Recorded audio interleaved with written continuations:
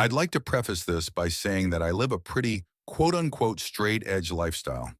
So I'm certain that what I saw and heard last New Year's Eve wasn't the result of some hallucination or drunken stupor, but was 100% real.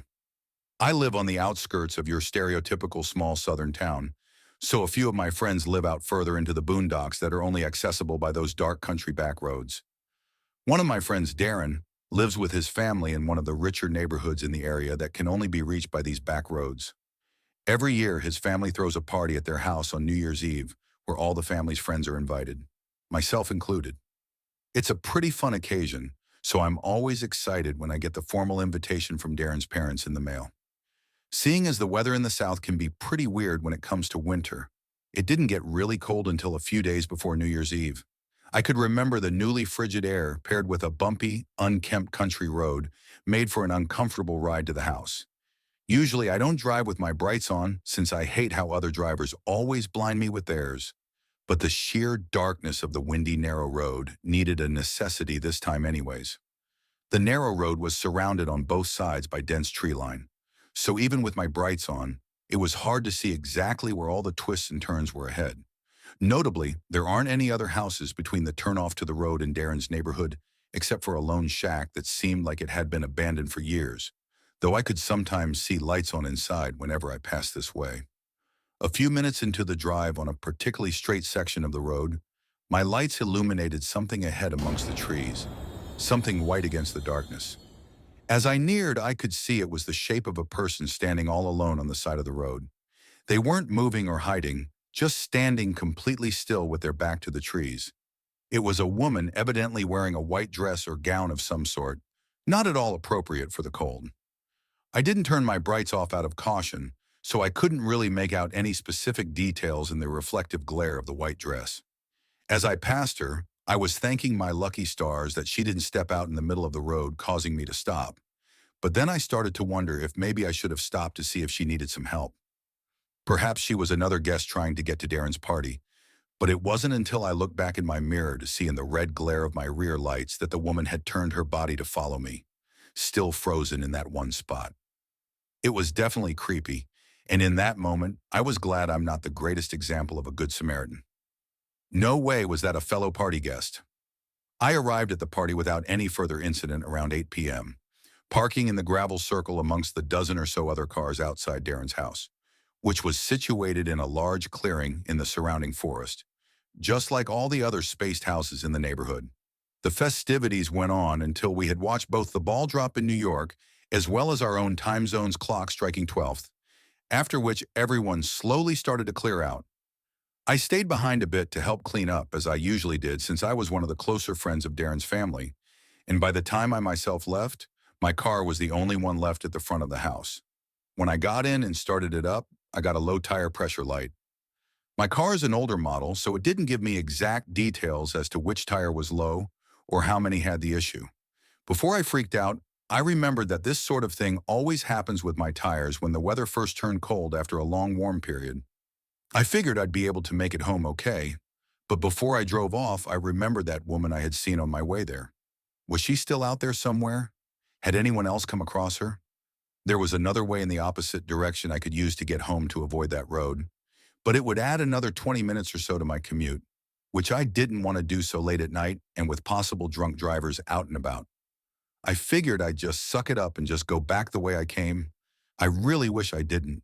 Not even a few minutes out on that same dark back road, I could feel something was different with my tires. I could hear it too. It sounded like bare metal scraping against the road. Slowly, my car came to a dead stop. I muttered, this was a different situation entirely. All that was going through my head was, did my tires fall off? Against my better judgment, I had to get out of the car to see what was wrong. Stupidly, I turned the engine off and shut the door. The car's lights turned off automatically, and I was plunged into the deep darkness of the surrounding forest with my phone flashlight. I scanned each of my tires. My heart sank as each and every one of them had been ripped to shreds as if they were torn apart by the claws of some animal. I could have reasoned that if one had a large puncture in it, the bumpy road could have caused even more damage. But all four tires? This was deliberate. But no, I thought. Could it have been? I stood around hopelessly. No one would be out at such an hour on this road, even on New Year's Eve. I'd have to call a towing service or for someone to come and get me. But of course, there was no phone service this deep into the boonies. But just as I was about to get back into the car, the gentle wind died down. The barren tree branches stopped swaying, and even the wildlife that was still out this time of year went quiet. I froze. I had never heard such silence before. It was as if time had stopped for a minute before I heard the sickening sound of a twig snap somewhere within the trees. Something was moving around. I instantly shut the light from my phone off, leaving complete darkness. Leaves on the ground continued to rustle as if someone was stalking through the forest. Was it a squirrel? A deer? No, this was the type of silence of prey when a predator was nearby. And then I heard, "I see you." My stomach dropped. All the air was sucked out of my body. I couldn't even scream. It was a woman's voice, soft and quiet, coming from the pitch-black darkness of the tree line not 15 feet away. It was said without malice, which somehow made it even freakier. In that moment, all I wanted to do was just shell up onto the ground and die. Then I heard, "Can you see me?" It wasn't until I heard the voice again that my fight or flight response kicked in, but I was disoriented, standing there in the darkness. I had to turn my phone light back on if I wanted to see which direction I wanted to flee. I aimed the flashlight directly in front of me, and standing at the edge of the tree line was the woman in the white gown. This time her features visible. The gown was dirt deer covered in dark stains. She was deathly pale, skinny as a rail, and her disheveled gray hair fell down to her elbows. But her face was almost indescribable, grotesque, as if she were missing half of her jaw. Yet it seemed as though she were trying to grin at me. In my indecisive horror, I had the flashlight trained on her for a few moments before I hauled ass down the road back towards Darren's house. That shack I had mentioned earlier was closer to my current position down the opposite direction. But what if this woman was the one who actually lived there? I don't know if that was a rational thought made in the spur of the moment, but I had no time to wonder as I sprinted down the road. I could hear the snapping of twigs and rustling of leaves behind me. She was chasing me, but I was quickly able to lose her with such a massive rush of adrenaline. I made it back to Darren's house, ignoring the rest of the neighborhood, and I pounded on the door, pleading for the door to open up. His mother answered the door and quickly ushered me inside, seeing how shaken up I was, where I explained everything. Everything to her along with Darren and his father. They were sympathetic, offering to let me stay the night there while they called the police and a towing service, which I gladly accepted before even contacting my own family. The police said they would search the area around the road that night and that I could come get my car back and make a statement the next day, but all I wanted to do for now was put that night behind me and fade to sleep in the guest bedroom. But I soon found out that night wasn't over. I awoke from my sleep to the sound of a light tap from the second-story window. I looked at the digital clock on the nightstand.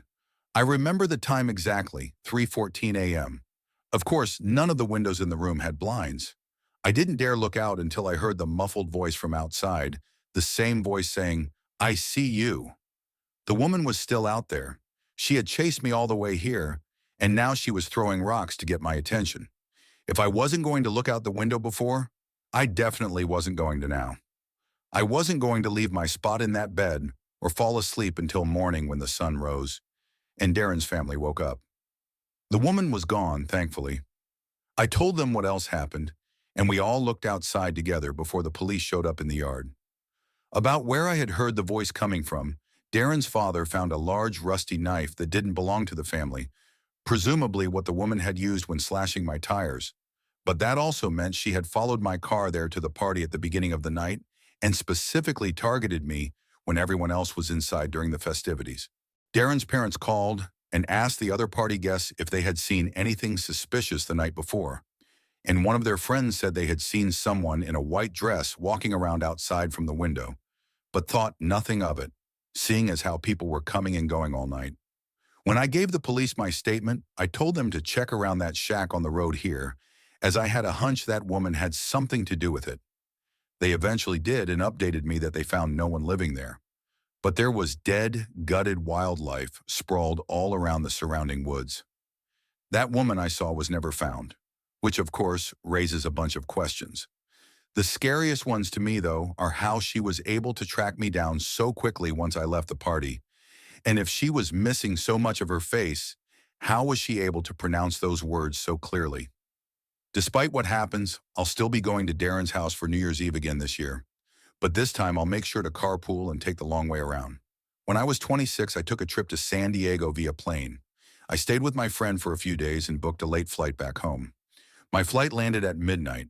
By the time I was off the plane and by the ground transportation pickup point, it was like 12:30. I waved down a random taxi in the taxi section and gave the driver my home address. He said he'd take me for $30, which was a really good deal compared to Uber. He came out to help me put my bag in the trunk of the van, but I said I was fine with it in the seat next to me, so he lifted my bag onto the seat on the left side behind him. I was sitting diagonal from him. He got back in the car and pulled up the directions to my apartment, and we were on our way. My, at the time, apartment was about a half-hour drive from the airport with no traffic at this hour. There was obviously no traffic. We got right on the highway, and we were moving fast. I caught the driver's eyes staring at me through the mirror on two separate occasions, and on the second time he spoke, he asked where I was coming from. I said San Diego. He said, "Oh, very nice." Then he asked me what I was doing there. I said I was just visiting a friend who lives there. His response was, "Is your friend as pretty as you?" And honestly, my first reaction was to laugh, but I found the comment really creepy, and it being the third thing out of his mouth on the ride didn't help. From here, his questions kind of stayed on the flirty side. He asked me, "What is a pretty girl like you doing traveling all by yourself?" And I had a slightly sassy response saying, "Well, I just said I wasn't alone. I was visiting my friend." And his rebuttal was that by flying by myself, I was traveling by myself. I maintained my slight sass and said, "We can agree to disagree." And he laughed and said he was only teasing me. This man had to be like 45, though. I felt like him hitting on a lone girl in her 20s like this was slightly creepy. It wasn't the first time I dealt with something like this, though.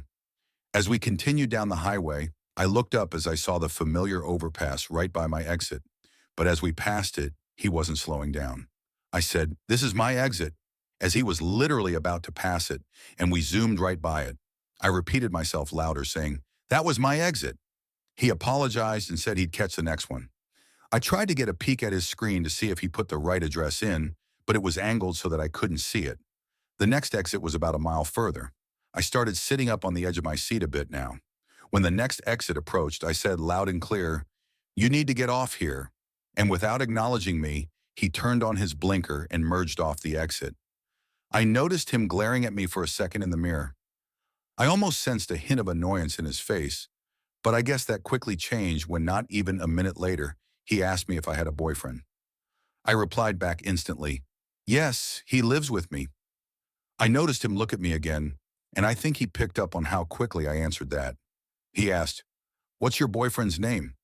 Yes, I'm serious. I decided that was enough. I told him, "I'm going to put my headphones in." So I popped my AirPods into my ears even though they were basically dead. Still, I just wanted this man to stop asking me questions. Asking my boyfriend's name was next level weird, almost like he was interrogating me. I texted my family and close friends about this creepy taxi driver, and I shared my location in case, God forbid, things went sour. We were in a familiar area in my town now. We were stopped at the first red light since getting off the highway. I looked in the mirror, and all I saw were his eyes glaring at me, almost in this menacing way. I know he didn't say anything to me because I didn't even have any music or anything playing, so I would have heard him. The light was now green, and he was still staring at me. I had to tell him. The light was green, and he started moving again. No one in my family was answering, except for my old brother, who must have been the only one awake, but he lives 2 hours away from me. My brother told me I should leave the car if I feel threatened or in danger. We were now on a main road in my town, but there weren't any cars on the road. It was nearing 1 a.m. on a weeknight. We stopped at another red light, and I felt that man glaring at me again through the mirror. I then noticed a police car parked in an empty parking lot. In a spur-of-the-moment decision, I grabbed my bag and backpack and slid the van door open. The man started yelling at me, "What are you doing?" And he tried closing the door with the power button in the front, but I forced it open. And the second the door was opened wide enough for me to fit out, I booked it toward the police car. Instead of getting out of the car and chasing me for my money, he just kept driving, which already was a huge red flag. When I saw him driving away, I stopped running and brought my pace down to a quick walk to the police car. The officer in the car noticed me as I saw him look up and roll down his window. I told him that the taxi driver who was driving me was giving me really bad vibes, and I left for my own safety. I asked the cop if he could give me a ride home, and thankfully he said, "Hop in the back seat." Being a scared female obviously helped, but do I think you should be going up to cops asking them to be your free taxi service? Absolutely not. By the time I was in the car, that taxi was already long gone. The cop drove me home, and we were there in about 5 to 10 minutes. I let myself in and didn't even bother unpacking. I went straight to brush my teeth and crash into bed. It seemed just as I got into bed, though. There was a knock at the front door of my apartment. What if it was the taxi driver? He had my address after all. What if he came for his money or worse? The knocks persisted for a few minutes, then it went silent for a few minutes, and then there were more knocks. Obviously, I never left my room. I didn't want to be anywhere near the front door. The door was locked, and that's what mattered. Eventually, the knocks stopped, and I drifted away to sleep. The next day, I was back to work. I had a slightly later shift, luckily, so I didn't have to get up too early. While I was at work, though, I got a call from my next-door neighbor, George. He said that my dad was there before, trying to get into my apartment to drop something off, but he didn't have a key. George was calling to confirm that I was in fact expecting my dad, and I said no, I hadn't heard from him. George said he didn't see him actually leave anything, though he was just checking through the windows, which is his attention. I thanked him and then called my dad, and as I was expecting, my dad said he was at work and had not stopped by my house. I took this time to explain the entire taxi driver situation to my dad again, but over the phone this time. He wanted me to come home for a few nights, and I said I would. I just need to go home and pack my things up first. After work, I got home around 9 p.m. I finished up my laundry from the night before and packed a bag with some clothes and my work stuff for the next few days. Something in my apartment felt off, though. I never get nervous from being alone, but that night I felt like I wasn't alone. Deep down, I felt like it was because the whole taxi driver situation made me uncomfortable. But I felt like I kept hearing small cracks in the wood floor, like from the pressure of someone's weight. I just couldn't pinpoint from where I was. Honestly, freaking myself out, and tried to hurry up and get all my stuff and go. It was about the moment I was ready to leave the house when I heard a creaking sound from down the hallway from the spare bedroom. I turned and heard a voice say, "I wasn't going to hurt you," and I saw an arm swing into view from behind the wall, and I just took off to the front door before he could even enter the hallway. I was outside screaming and pounding on my neighbor George's door. It was still early enough where he and his wife were awake. They came rushing outside and I begged for help. Instead of entering my apartment, we called 911 and waited for the officers to show up. Before going inside, my apartment wasn't huge, so checking each and every potential hiding spot didn't take long. The back sliding door to the shared backyard area was open, which also suggested he fled through the backyard. Unfortunately, I didn't have any record of the taxi ride I took, so I didn't have the cab number or plate number or anything. I could only describe it as a yellow minivan and give the description of the man. I did, however, describe the route we took and the time I remember getting into town, hoping maybe they could knock on some local business doors and check their cameras pointed to the streets. I grabbed my already packed bags and headed to my parents' house where I stayed for a week. They wanted me to stay even longer, but I had to get back home. My dad helped me install some cameras from Amazon on my front and back doors, and I also bought a taser to put next to my bed for self-defense. I've lived in 2 different apartments since this experience. I've never had to use the taser. I also avoid taxis now if I'm alone, as they are a lot less traceable than a ride-sharing app. But also you hear about fake taxi drivers kidnapping people all the time. I have to wonder if that was a real taxi driver at all, or if it was a stolen vehicle.